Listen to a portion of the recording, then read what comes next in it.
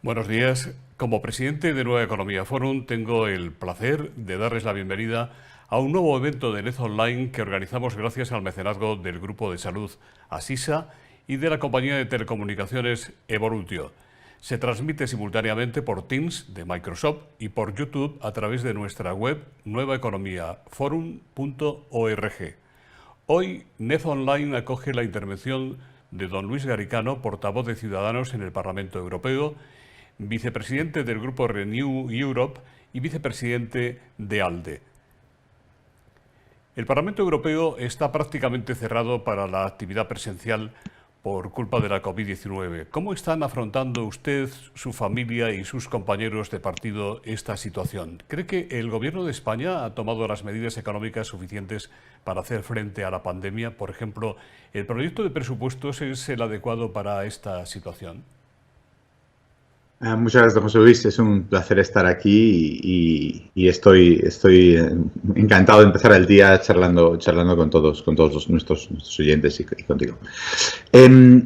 Bueno, para todos es una disrupción. Yo creo que lo más complicado de la pandemia es la incapacidad de planear, ¿no? O sea, cada vez que hacemos un plan, cada vez que pensamos que algo va a funcionarnos, pues lo tenemos que cambiar, ¿no? Ahora estamos todos los españoles pensando en las Navidades y pensando si vamos a ver a los nuestros o si se ha arriesgado o si no deberíamos o si podemos. Todo eso, esa incertidumbre que añade a la vida es un problema para todos y también para nosotros que con estar en el Parlamento Europeo, pues evidentemente siempre hay muchísimas cosas que se escapan a la planificación y estamos así cambiando de calendarios continuamente. En cuanto a la segunda pregunta, pero bueno, somos unos privilegiados. Tenemos trabajo, tenemos salud y estamos aquí trabajando duro. Creo que hemos sacado muchas cosas adelante. En cuanto al proyecto de gobierno, no, yo no creo que sea el proyecto adecuado y creo que todos los expertos que lo han mirado, desde Banco de España, la AIREF, la Comisión Europea, han dicho lo mismo, que la proyección de ingresos es muy alocada, extraordinariamente optimista, que no tiene realmente fundamento, que los gastos se concentran en gasto corriente.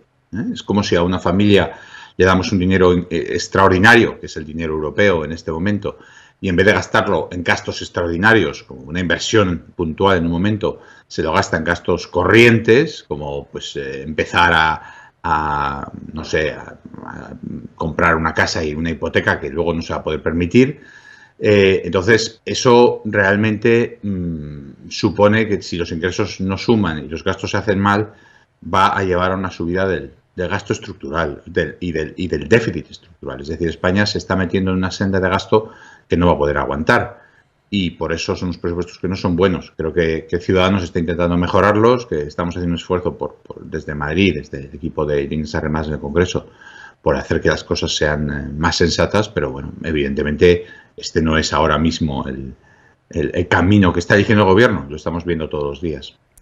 España está pendiente de cómo se aterrizan el plan de recuperación y los presupuestos plurianuales de la Unión, aprobados por el Parlamento Europeo, que ha hecho un buen y diligente trabajo en opinión de muchos, pero los fondos están atascados por el conflicto con Hungría y Polonia, que condicionan su aprobación a que Europa mire para otro lado y consienta las limitaciones al Estado de Derecho en esos dos países.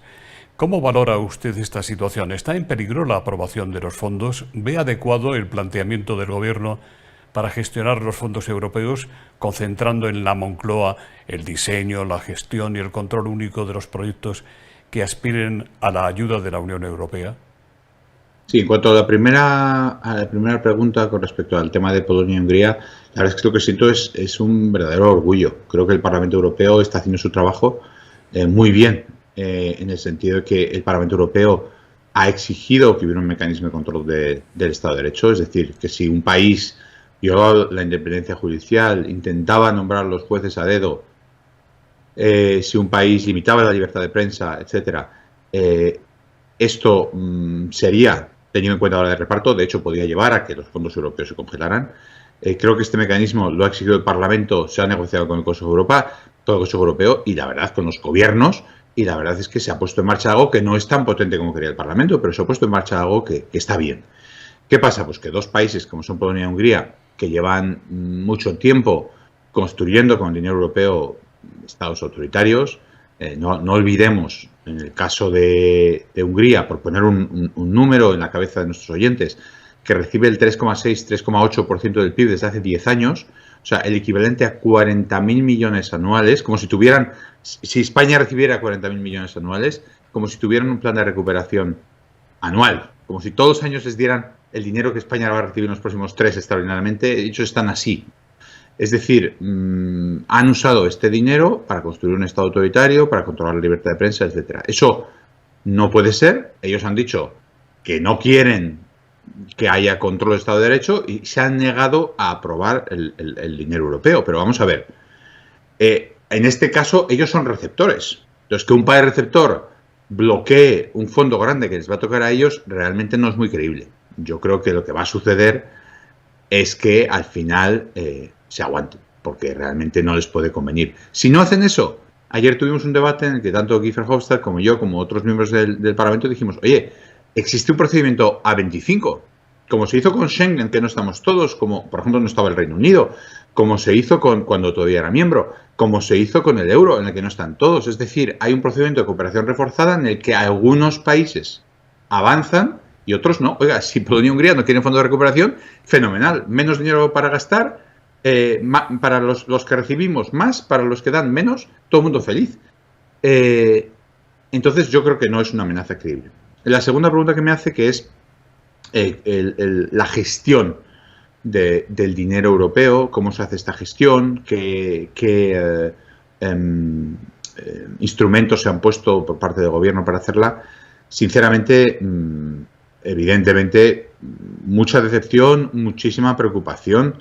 Creo que esto, más que el capitalismo de amiguetes, va a ser el turbocapitalismo de amiguetes. Le vamos a poner el turbo a la expresión, porque realmente con esta idea de que hay que gastarlo todo deprisa, se han eliminado todos los controles, se han eliminado todas las barreras para evitar el gasto alocado, y lo que va a suceder es que a dedo los ministerios van a conceder muchísimas subvenciones. Aquí lo que Europa pedía era un plan, lo que Europa pedía eran controles, lo que Europa pide son auditorías. Sinceramente, sumen ustedes la Gürtel y los ERTES y lo demás y se va a quedar corto, porque realmente si no se ponen controles, todos conocemos cómo funcionan estas cosas. Es humano. Sin controles la gente, pues mucha gente se aprovecha, mucha gente le echa toda la cara que puede. Desde Europa estamos insistiendo, ahora mismo estamos negociando el fondo de recuperación. A día de hoy estamos negociando el reglamento de cómo se va a repartir este dinero. Y sinceramente lo que vamos a hacer va a ser poner medidas para que se audite, para que se controle y para que se condicione. Si el gobierno va por este camino, lo que va a suceder es que dentro de 3 o 4 años pues van a estar en una situación que yo no les deseo. Entonces yo preferiría que lo pensaran ahora y que pongan los mecanismos que hay que poner. Son muy esperanzadoras las noticias sobre las vacunas del coronavirus y animan a pensar en después del COVID-19, en la luz al final del túnel. ¿Qué prioridades considera usted que deberían abordarse por la Unión Europea? Si le parece, haremos luego un apartado especial sobre el Green Deal, la economía verde, y ahora podríamos hablar del plan de digitalización, por ejemplo. Pues mire, efectivamente parece que hay luz al final del túnel. Yo creo que las últimas semanas han sido muy, muy esperanzadoras. Tenemos que aguantar todos nuestras ganas de fiesta y nuestras ganas de liberación unos meses más, pero con un poquito de suerte vamos a tener el verano de nuestras vidas, ¿no? El verano inolvidable en el que todos vamos a tener tantas ganas de abrazarnos y de saltar y de bailar que bueno, va a ser maravilloso. Espero, si todo la vacuna sigue por el camino en el que va. Pero efectivamente, como comenta, tenemos que pensar en el día después de una manera inteligente. ¿Por qué? Porque la diferencia entre el día antes y el día después es una economía que ya tenía una deuda muy alta y que además tenía un problema demográfico grave que afecta a nuestro gasto sanitario y nuestro gasto en pensiones, un país que se está envejeciendo mucho, que ahora va a tener ese problema en proporción mucho mayor, porque vamos a aumentar nuestra deuda con respecto al PIB en 30 o 40 puntos, un incremento absolutamente sin precedentes que había que hacer. Hay que gastar este dinero para cubrirnos, para eso está el Estado, para ayudarnos en una emergencia, pero no para despilfarrar, para gastar bien en una emergencia, para usar el dinero para proteger a los desprotegidos. El problema es que eso requiere, para pagar toda esa deuda, hay que aumentar la tasa de crecimiento de la economía y eso requiere invertir. ¿En qué? Invertir, yo creo que en España todos los que han visto con cuidado la economía española, todos los que han estudiado, instituciones internacionales, economistas de prestigio, creo que no hay ninguno que discrepe y vamos, les invito a que hablen con personas de gobierno de prestigio o sensatas, como puede ser Nacho Álvarez o otros, realmente, o Calviño, etcétera. Sinceramente, la realidad es que el problema de España es el capital humano. Es la formación, es la educación primaria, secundaria, universitaria, etcétera. Y esa inversión es prioritaria. En particular, como hay dinero para inversión digital y hay dinero para formación en habilidades digitales, lo que hay que usar es el dinero europeo para formar a la gente. Eso hay un plan en Francia que deberíamos copiar, que permite que el dinero vaya no a las escuelas de formación, sino a las personas, que las personas elijan dónde quieren formarse, y también que los estudiantes tengan itinerarios de formación en el que sepan qué es lo que les hace falta, qué cursos les encajan, lo tengan en su app, puedan aprender lo que necesitan formarse. Entonces, digitalización, yo diría sí, inversión sí, sobre todo centrada en el capital humano y segundo, centrada en el funcionamiento de la administración. Hemos visto una administración que no funciona, una administración anquilosada, una administración que no está reaccionando con la velocidad de vida a lo que está sucediendo y en ese sentido creo que hace falta gastar en que la administración se ponga en el siglo XXI. Muchos defienden, señor Garicano, que la Unión Europea debería tomar cuanto antes la iniciativa para ser un referente mundial de la transición hacia una economía verde, hacer suyo el Green Deal. Para hablar de este y de otros temas, contamos esta mañana con la participación de doña Soraya Rodríguez, eurodiputada de la Delegación de Ciudadanos en el Parlamento Europeo. ¿Cómo está usted, doña Soraya? Tiene muteado el micrófono. Participar en este coloquio con vosotros. Háblenos desde su perspectiva de cuáles son los retos de la transición ecológica en Europa. Pues sí, bueno, como estaba diciendo Luis Garicano en estos momentos, por cierto, querría señalar que Luis es una de las personas más influyentes y relevantes en el Parlamento Europeo en la negociación económica, tanto en los fondos de recuperación por la crisis post-COVID como en las negociaciones del marco financiero plurianual. Es verdaderamente un placer y una satisfacción que un político español sea una de las personas más influyentes y respetadas en estos temas que tan importantes son para España. Permítanme que lo diga porque es mi jefe, trabajo con él, es un profesor haciendo política y tengo que decir que hace muy bien política, porque como un buen profesor escucha siempre y es un gran pactista. Dicho esto, efectivamente, la Comisión Europea, antes de que el COVID nos arrollara la pandemia mundial, hizo su programa de gobierno. Y el programa de gobierno de la Comisión Europea es realmente el Green Deal, una transformación de nuestra economía para convertir a la Unión Europea en la primera economía descarbonizada en el 2050. ¿Esto qué significa?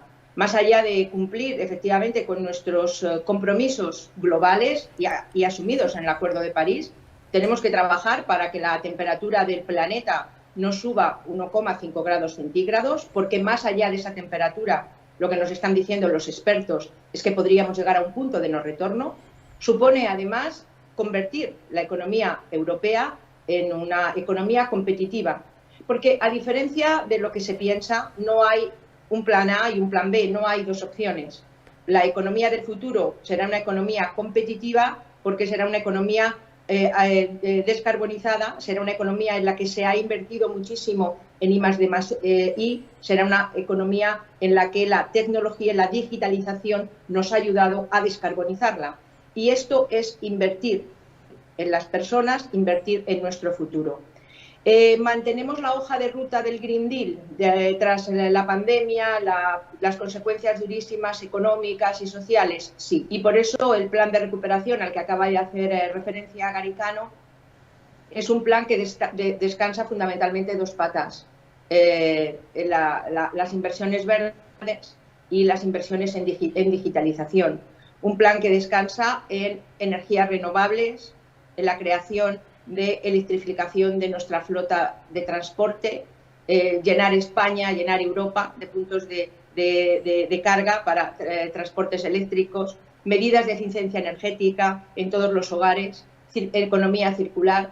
Y en este sentido quiero decir que la Comisión ha mantenido el pulso, porque la Comisión durante estos tiempos duros de la pandemia ha seguido su hoja de ruta, ha presentado la estrategia de biodiversidad, ha presentado la estrategia de economía circular, hemos sido capaces de finalizar el acuerdo de la política agrícola comunitaria, que tiene muchísimo que ver con la aportación al cambio climático y al mantenimiento de la biodiversidad, y tenemos nuestra estrategia de químicos, nuestra estrategia de suelos, por lo tanto el pulso lo hemos mantenido.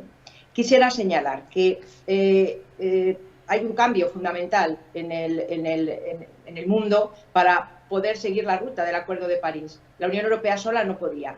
China ha cambiado de actitud. Vamos a ver si sus acciones van con su discurso, pero China se ha apuntado firmemente al Acuerdo de París y Trump ha perdido. Biden lo primero que ha hecho ha sido decir que Estados Unidos vuelve, no es menor, es el segundo país más contaminante después de China.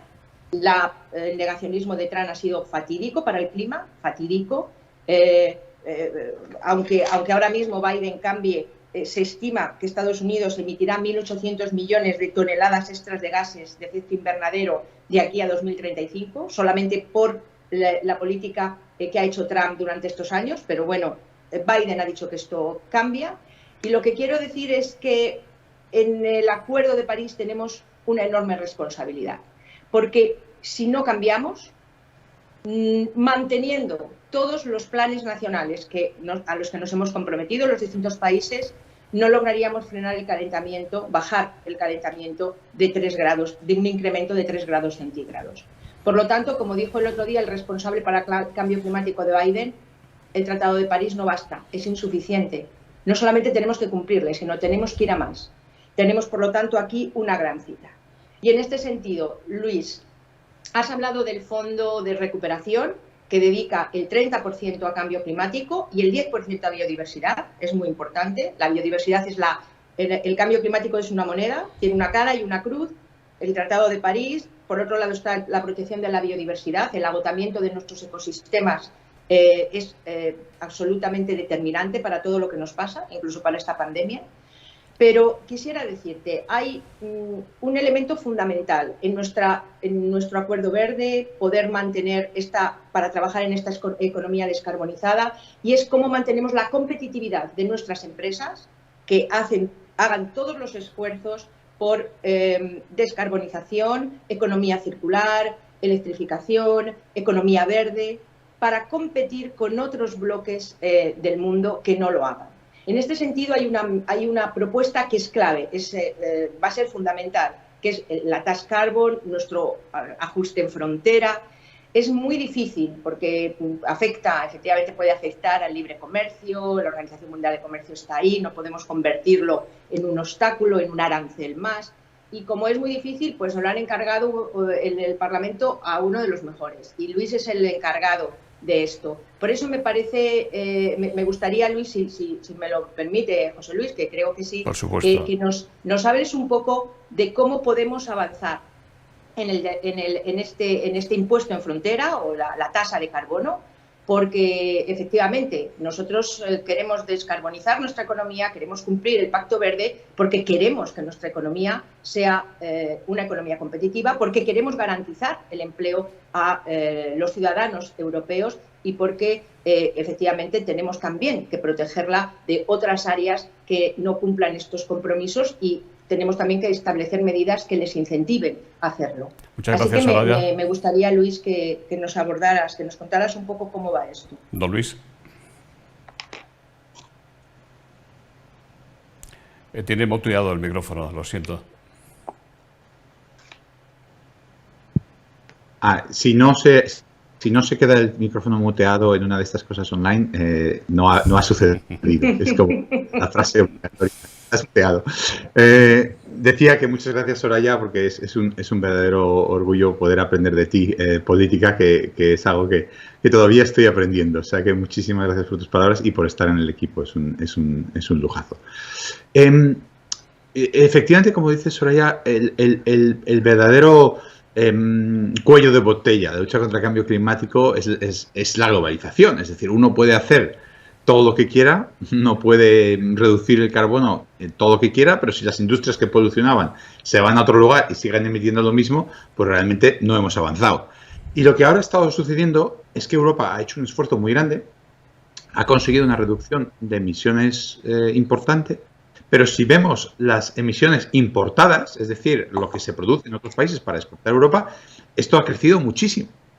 ¿Por qué? Bueno, pues porque una empresa que se encuentra con un precio de carbono aquí, porque hay un sistema de comercio de emisiones que le fuerza a comprar por polucionar, a pagar por polucionar, pues entonces la empresa se va a otro sitio y no paga.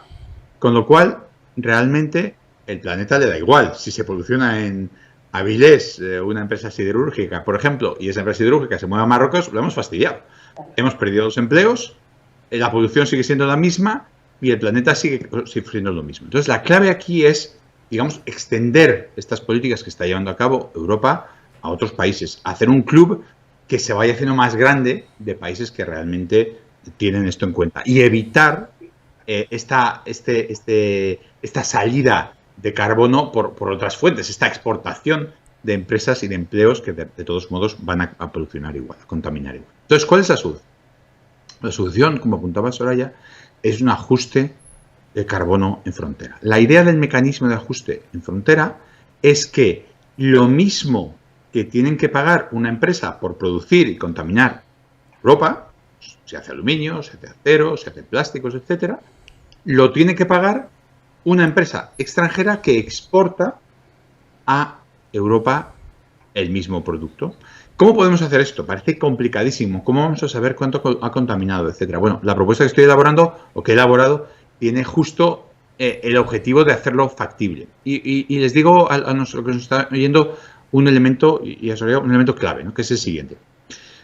El peso de las materias primas nos da el 90% de lo que contamina un producto. Es decir, si cogemos un coche, pesamos el coche y decimos cuánto de ello es aluminio, cuánto de ello es acero y cuánto de ello es plástico, tenemos hasta el 90% recogido de las emisiones que se han producido en la fabricación del coche. Entonces, la forma más sencilla de hacerlo es todo lo que se importe, desde una lavadora hasta un coche, a lo que sea, pues tiene que pagar lo que por su peso hubiera correspondido si hubiera sido producido en Europa. De esa manera se igualan las condiciones competitivas y se fuerza, oye, si tú ese coche lo produces en un país que ya ha pagado su comercio de emisiones, que ya ha pagado sus tasas por contaminar, etcétera, como si lo hubiera producido en Europa, entonces no tienen que pagar. Y eso nos resuelve el problema clave al que apuntaba Soraya, que es la Organización Mundial de Comercio. Nosotros no podemos poner un arancel, no podemos decir, los que vengan de fuera que paguen, no. Pues entonces está usted dificultando el comercio internacional. Pero si decimos, los que vengan de fuera, que no hayan pagado lo que deberían pagar, que paguen lo que tendría que pagar una empresa europea, entonces estamos igualando el terreno de juego, no desigualando. Si eso lo hacemos bien, no vamos a tener problemas con la Organización Mundial de Comercio, vamos a eliminar esta exportación de carbono y también de empleos, no olvidamos, y vamos a extender la lucha contra el cambio climático. Creo que es una propuesta que tiene absolutamente su momento. Es difícil desde el punto de vista técnico ponerla en marcha, pero creo que hemos encontrado soluciones que son buenas. Hemos hablado con la Comisión Europea hace muy poco, con el director general a cargo. Hemos hablado con las personas que lo tienen que hacer en los distintos lugares y creemos que se puede sacar adelante. La avalancha de pateras en las costas de Canarias, costas españolas y europeas, pone de manifiesto la falta de una auténtica política europea de inmigración. Señor Garicano, ¿cuáles serían las propuestas de Ciudadanos en esta materia de inmigración? Mire, el partido siempre tiene un principio general que creo que es clave para todos, para cualquier respuesta, cualquier pregunta que nos hagan, que es el Estado de Derecho, el cumplimiento de la ley. La ley hay que cumplirla. Y ese es el principio básico. La cuestión aquí es, ¿qué nos dice la ley? La ley nos dice, la ley internacional, que los refugiados tienen derecho a refugio. Lo que no nos dice la ley es que los inmigrantes ilegales tengan derecho a saltarse la ley. Entonces, la cuestión es diferenciar estas dos estados. El que venga a España y esté perseguido y tenga miedo por su vida o por su libertad, porque sufra persecución por razón de género, por razón de orientación sexual, por razón política, por la razón que sea, debe ser acogido. El que venga como inmigrante ilegal debe ser devuelto a su lugar de origen. La cuestión es, no somos capaces ahora mismo de cumplir la ley. Bueno, la propuesta europea, por ejemplo, que está ahora sobre la mesa, nos dice que hay que tomar esas decisiones en 3 meses. Esa es la solución. Lo que hay que hacer es tener la agilidad administrativa y la capacidad de procesamiento para tomar esas decisiones deprisa. No decir, bueno, como no soy capaz, pues lo pospongo y creo una crisis mayor. España lo que ha estado haciendo hasta ahora ha sido voluntarismo sin orientación. Entonces creo que hay que hablar con los países de origen, hay que asegurar que las devoluciones de las personas que ya se ha probado que no tienen derecho a asilo se hacen de manera ágil y de esa manera no tendremos esta crisis. Creo que esa es la clave. Soraya Rodríguez, que está aquí conmigo, ha sido secretaria de Estado de Cooperación y sabe cómo hay que hacer estas cosas y cómo, yo creo, Soraya, no sé si estás de acuerdo, esta política exterior dirigida por Iglesias a base de declaraciones un poco ocurrentes no es la más propicia para que estas crisis se resuelvan. No sé qué opinión tienes, José Luis, si me permites, por poner a una exsecretaria de Estado en esta cuestión. Soraya. Sí. La verdad es que lo que vemos hoy en Canarias, lo que vemos en Grecia, lo que vemos en el sur de la Unión, en los países sur de la Unión Europea, es la máxima expresión de un fracaso de la política europea de inmigración. Yo creo que esto hay que aceptarlo y hay que afrontarlo. Y me da un poco de pena ver que no somos capaces de afrontarlo desde el punto de vista europeo. Un espacio político como la Unión Europea no puede realmente avanzar en un espacio común como Schengen si no es capaz de asumir que las fronteras comunes son propias de la Unión Europea y de cada uno de los Estados miembros.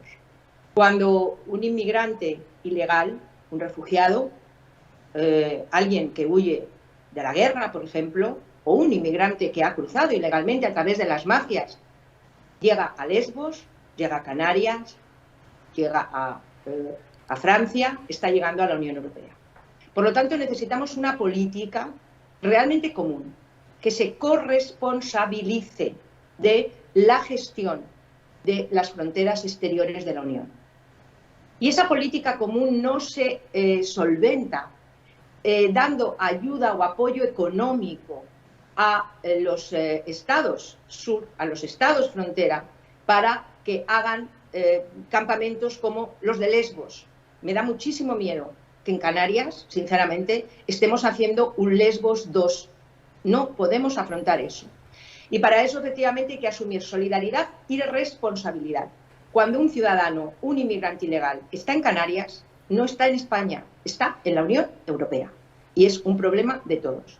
A partir de ahí, creo efectivamente que las soluciones fáciles a problemas complejos no existen. Y lo peor que se puede hacer con esto es hacer populismo. Lo peor. Estamos hablando de vidas humanas, estamos hablando de un proceso que además vamos a ver que se va a incrementar en los próximos años, porque el COVID-19 ha generado muchísima miseria y pobreza. La ha generado en la Unión Europea, donde tenemos un fondo de recuperación con enorme cantidad de dinero, pero esa inyección de inversión no está en el sur del Mediterráneo, no está en África, donde además ha sido más golpeada porque el confinamiento golpea a la economía informal y el 80 y el 90% de la economía de estos países es informal. Quien no puede salir a trabajar no tiene ayudas, no tiene paro, no tiene ERTES, no tiene ERE. Por lo tanto, frente a eso, ese debate hay que afrontarle, no podemos huirle. Y no se arregla con posiciones dogmáticas y partidistas. Dicho esto, creo sinceramente que el gobierno de España debía haber previsto esta situación. Se viene produciendo desde principios de este año.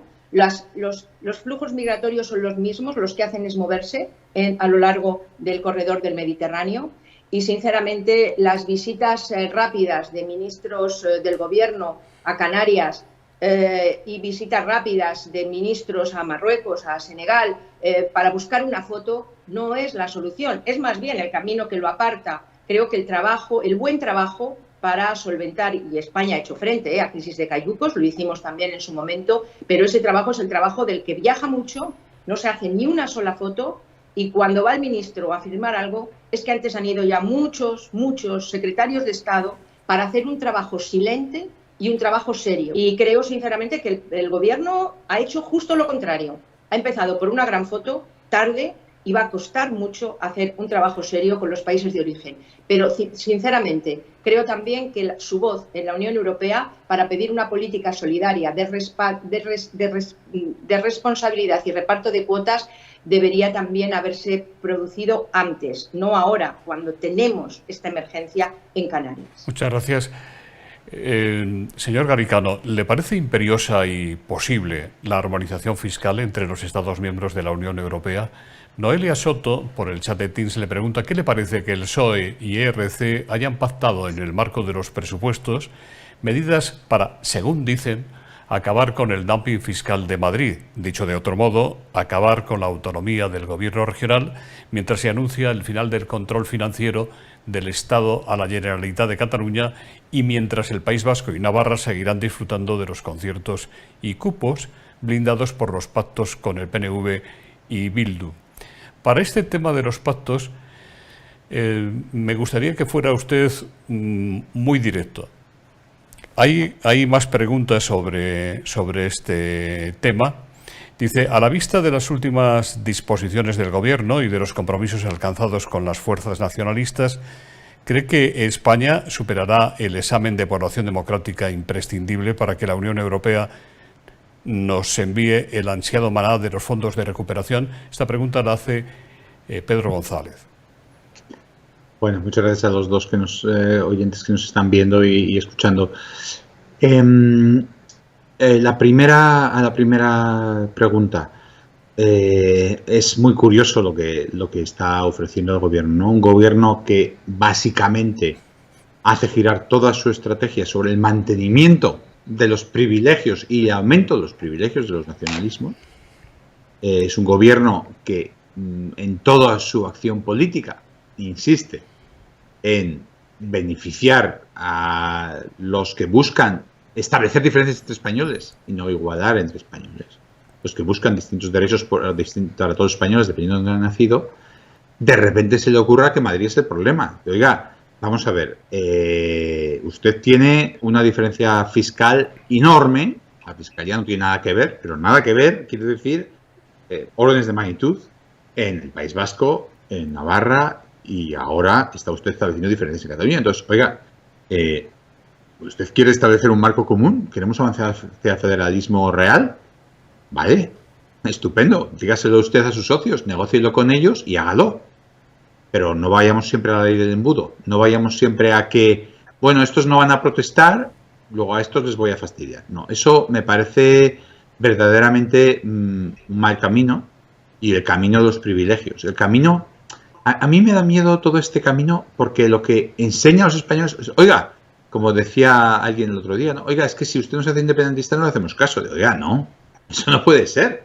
O sea, tiene que ser que los que cumplen, los que no protestan y los que hacen su trabajo y levantan la persiana todas las mañanas y se van a trabajar, son tratados mejor que los que en vez de hacer eso cierran, se van a manifestarse y a hacer cola borroca o hacer disturbios. Es decir, me parece que este camino que está planteando el gobierno es inconsistente con el principio que dice estar aplicando. Dice que está intentando aplicando una homogeneidad y lo que está aplicando es la ley del embudo.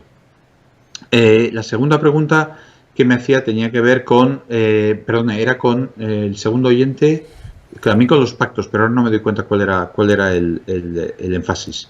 Sí, ¿cree usted que la revisión del Estado de Derecho en España podría haber problemas para nuestro país? Sí. La pregunta era efectivamente si España tenía o no tenía una perspectiva de que le pusiera a la Comisión Europea le sacara las vergüenzas. Mire, el gobierno es un gobierno que tiene un componente iliberal, autoritario, reconocido. Es decir, recordemos que el ministro de Consumo se declara leninista y considera a Lenin, que inició uno de los regímenes más asesinos de la historia, un héroe. Recordemos que hay ministros de Podemos que han trabajado a favor de lo que ha sucedido en Latinoamérica y que han sido colaboradores en Venezuela, en Bolivia, etcétera, de gobiernos represivos y autoritarios. Y de vulneraciones de los derechos humanos, sobre todo en Venezuela, me refiero. Y efectivamente ellos han dicho, yo no estoy diciendo lo que a mí me parece.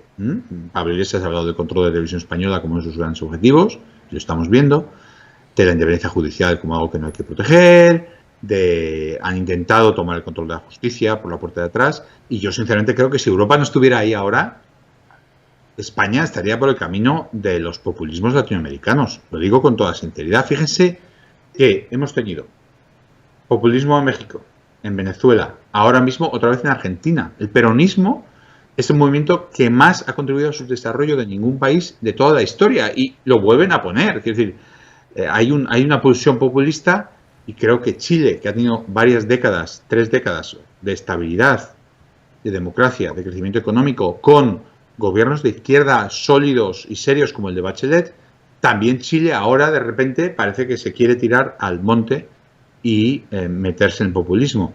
Creo que hay una pulsión populista que sin duda Podemos ejemplificar.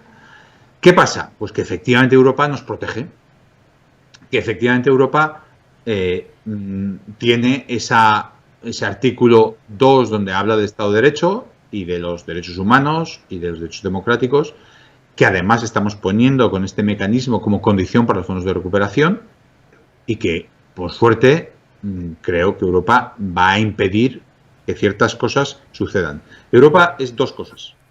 Es Estado de Derecho, es estabilidad económica e integración económica. Esas 2 cosas, las 2 estarían muy atacadas por el gobierno actual y yo espero que Europa, como ha hecho siempre, asegure que eso no sucede. Se acaba de reactivar el proceso suplicatorio de los eurodiputados independentistas Puigdemont, Ponsatí y Cumi.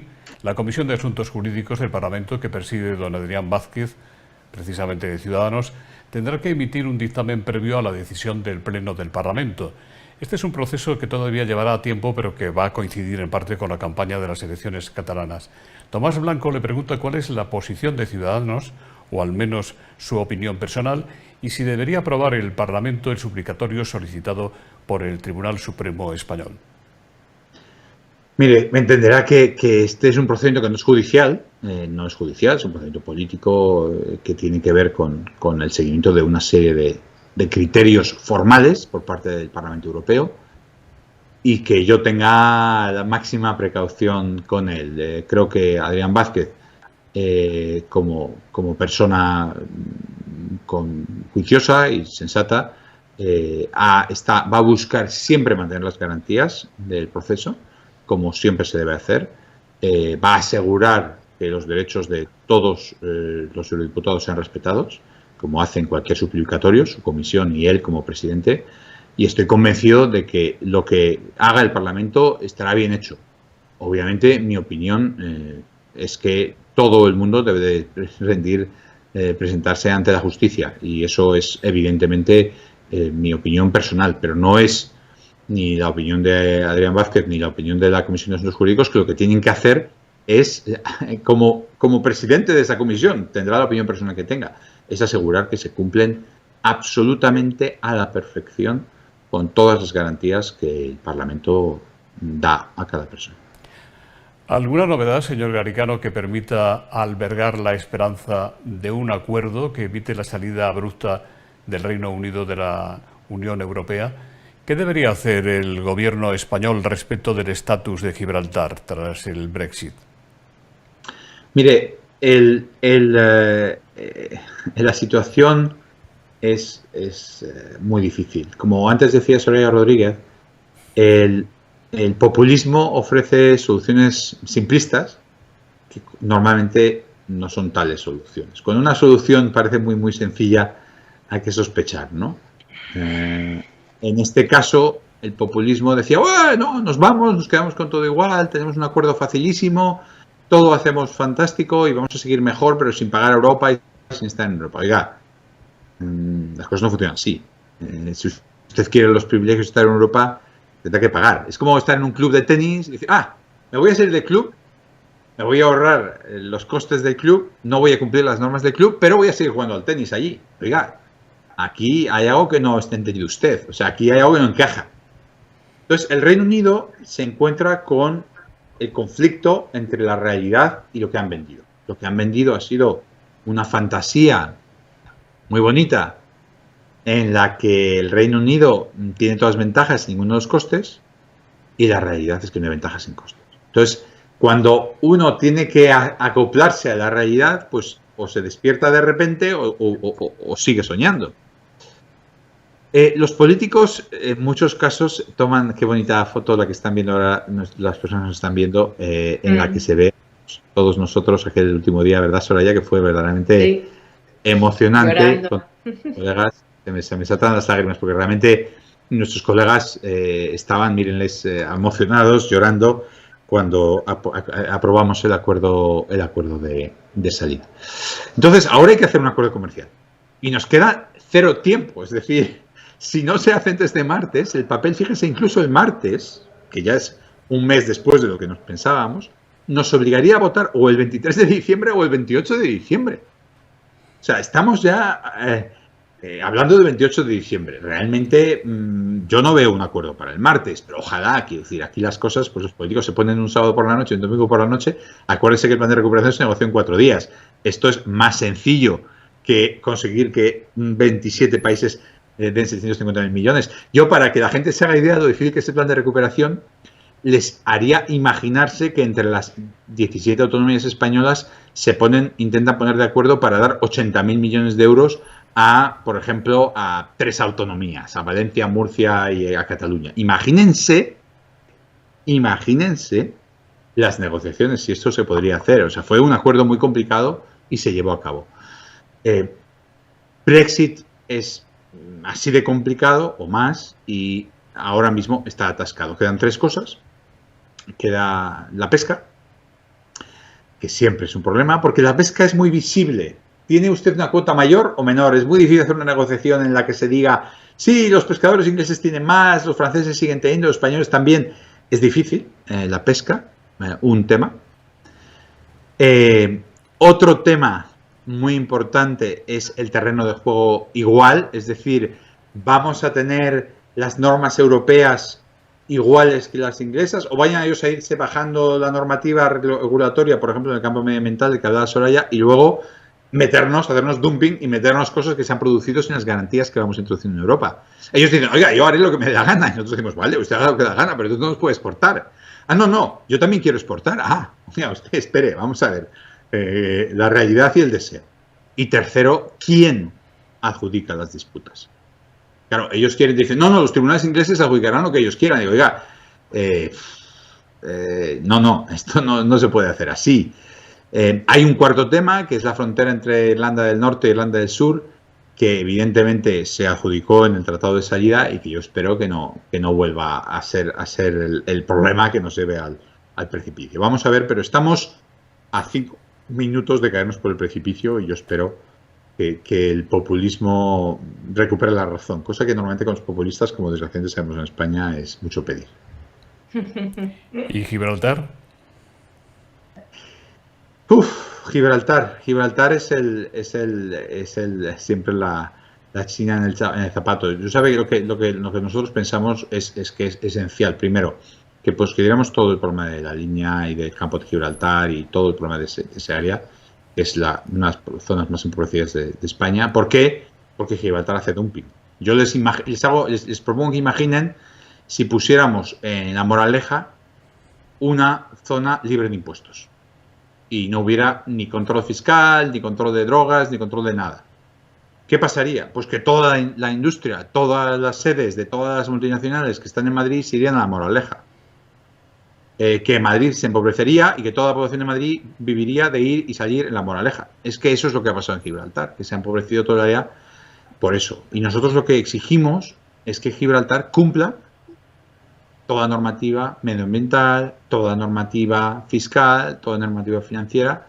Y creo que España aquí tiene la sartén por el mango. Creo que España puede exigir a lo largo de todos estos años que la relación va a estar evolucionando. Oiga, vamos a seguir hablando del Brexit 20 años, que nadie se haga ilusiones con que esto se decide mañana.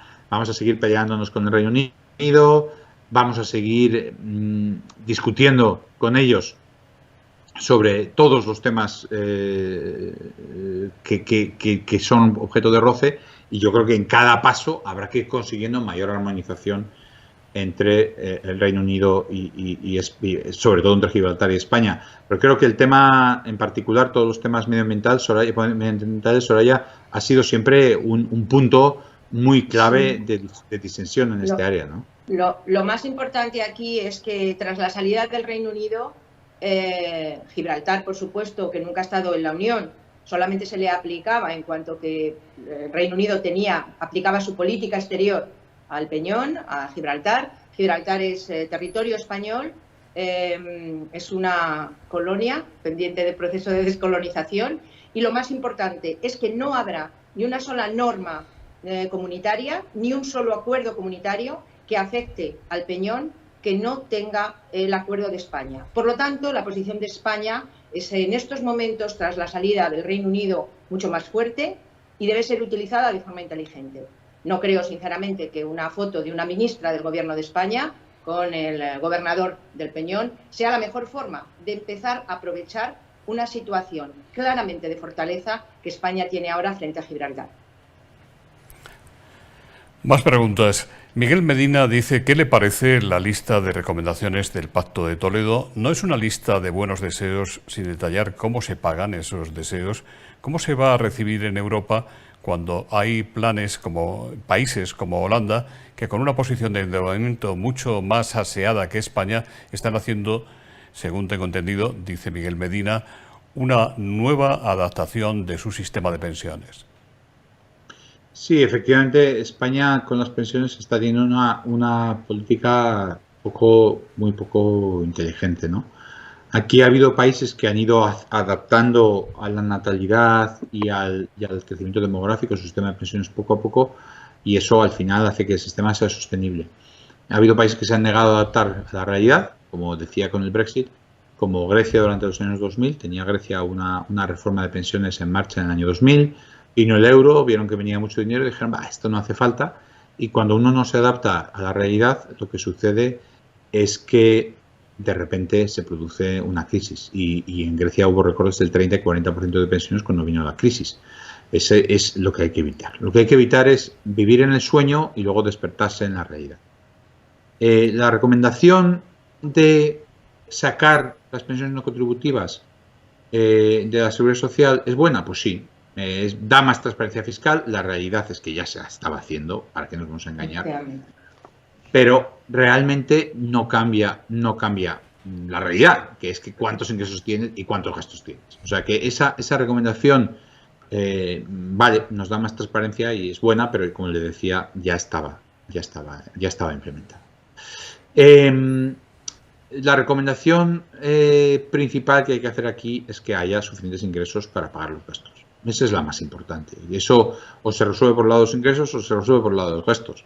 Y creo que la aritmética pues es tozuda, y creo que en este momento España está cerrando los ojos ante la aritmética. Creo que la solución más sensata es ir hacia un mundo en el que la gente que quiera pueda trabajar más tiempo, en el que no se haga jubilación obligatoria, en el que la gente que tenga por lo menos el derecho a compaginar el cobro de una pensión con poder trabajar si quiere, si lo desea. Hay muchas profesiones como la mía, yo soy profesor y a mí lo que me gusta es dar clase. Yo no quiero dejar de dar clase. Habrá muchas personas que estén en una situación así, un abogado que tenga su bufete que quiera seguir, etc. Entonces, creo que es muy importante ir hacia soluciones que flexibilicen, por ejemplo. Hay muchas otras cosas que podemos hacer, pero la más importante es hacer las cuentas, hacer los números y enfrentarnos a la realidad que tenemos. Pepe Luis Vázquez. ¿Me permites? Perdona, no, si me permitías un momento. Brevemente, por favor. Brevísimamente, ¿no? Que el mejor acuerdo del Pacto de Toledo para garantizar las pensiones y la sostenibilidad es la mejor utilización del Fondo de Recuperación de la Unión Europea, porque lo que va a garantizar las pensiones del futuro es garantizar un sistema productivo y una economía competitiva. Por eso me da muchísima pena, es decir, en el Pacto de Toledo puede haber acuerdo de todas las fuerzas políticas y es bueno, pero donde tiene que haber acuerdo es en la gestión y en la utilización del Fondo de Recuperación. Cuando el presidente del Gobierno va de comunidad en comunidad anunciando su fondo, que parece su fondo, colocando la cifra de los 750.000 millones, sin darse cuenta que esa cifra es solo expresión de nuestra desgracia o expresión de la incapacidad del Gobierno, porque nos dan 750.000 millones porque somos de los más afectados. Ese fondo tiene que ser gestionado de forma colectiva por la sociedad, porque es un fondo para la próxima generación, no es un fondo para las próximas elecciones, no es un fondo para que el gobierno actual se garantice un buen resultado electoral, sino para que nuestros hijos puedan trabajar y encontrar trabajo en una economía competitiva y pagar nuestras pensiones. Si no somos capaces de hacer esa reflexión, el Fondo de Recuperación se perderemos una oportunidad histórica con esta visión absolutamente sectorial, partidista que se está haciendo de la gestión del mismo y el Pacto de Toledo, por mucho que queramos llegar a acuerdos, sacar las no contributivas, no tendrán suficientes ingresos para garantizar unas pensiones dignas. Señor Garicano, sí. Pepe Luis Vázquez, de Radio Intereconomía, le pregunta, tras el pacto del gobierno con Esquerra, podemos suponer que el voto de Ciudadanos a los presupuestos va a ser finalmente no. ¿Usted qué haría? Yo decido el voto con mis compañeros de Ciudadanos en el Parlamento Europeo. Le puedo hablar de qué votaremos cuando venga el Fondo de Recuperación, de qué votaremos cuando venga estamos negociando el reglamento, qué votaremos con el reglamento y le puedo sin ninguna duda explicar cuáles son las condiciones que pondremos y cómo lo examinaremos. La decisión en una democracia del voto en el Parlamento, en el Congreso de los Diputados, corresponde a los diputados del Congreso de los Diputados y espero que nuestro grupo político, como siempre hace, pues tome la decisión que ellos consideren oportuna. Yo lo que le diré es lo siguiente. Como muy bien ha dicho Soraya Rodríguez, aquí hay un momento clave para la historia de España, para todo nuestro futuro. El fondo se llama un fondo de nueva generación, Next Generation, porque es para las generaciones futuras, porque es para invertir. Si tenemos un incremento de endeudamiento enorme, como planteaba Soraya Rodríguez, y ese planteamiento de incremento de endeudamiento lo gastamos en una campaña electoral del presidente del gobierno, lo que vamos a conseguir es tener menor crecimiento para siempre. Porque la deuda hay que pagarla y cuando uno está así ahogado, no invierte. Piensa en una tienda que se ha gastado todo el dinero que le ha ido entrando y que ahora necesita hacer alguna inversión y no le da porque nadie le da crédito. Eso no queremos llegar a eso. Entonces, de lo que se trata es de ser conscientes de lo histórico que es este momento y de hacer los deberes para el futuro. Eso es lo que realmente España necesita a día de hoy. Señor Garicano, aparte del CDC europeo, ¿no se precisa una agencia global de salud en Europa? Sí, yo creo que Soraya Rodríguez ha estado pensando en estos temas y quizás nos quiera comentar un poco cómo lo ve, ¿no? Pero yo, sinceramente, mi opinión es que ahora mismo la gestión de algo que es inminente, o sea, la globalización, digamos, la globalización tiene tres aspectos que son absolutamente internacionales, que son el comercio y las finanzas, que los tratamos de forma global, más o menos, ¿vale? El medio ambiente, que no lo tratamos de forma global. y la salud y las pandemias, que tampoco las tratamos de forma global. O sea, estamos en un solo planeta, pero las partes económicas parece que hay una Organización Mundial de Comercio que las hablamos, pero oiga, ¿dónde realmente se toman decisiones que afecten a nuestra salud de forma global? Bueno, pues está la Organización Mundial de la Salud, que es una cosa chiquitina, sin capacidad realmente de decisión, y está el Acuerdo de París, que vamos, capacidad de decisión no tiene ninguna, porque ahí se junta la gente y un poco hace buena voluntad y buenos deseos. Entonces, la globalización, necesitamos manejar los otros aspectos de la globalización de forma global, y para eso nos hace falta un nivel de cooperación que no tenemos. No sé, Soraya, si José Luis le parece, que creo que es una reflexión que encaja muy bien con lo que has estado pensando en ese sentido. El sonido, por favor. Ha estado pidiendo un programa europeo de salud, y quisiera señalar que la comisaria Kyriakides ha actuado mucho en esta pandemia sin tener competencias, mientras otros teniendo competencias se las han ido quitando de encima.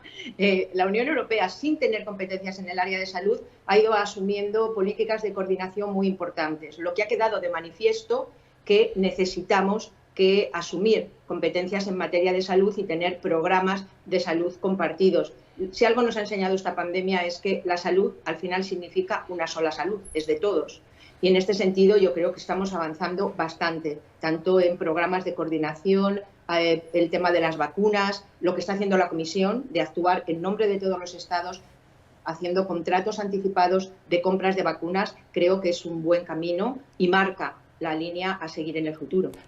Enrique de Areva le pregunta, señor Garicano, ¿qué medidas de control concretas va a armonizar o piensa usted que debería hacer Van der Leyen para tener un control de la aplicación de los fondos de Next Generation a Pedro Sánchez, donde él se ha autoadjudicado su gestión sin controles independientes?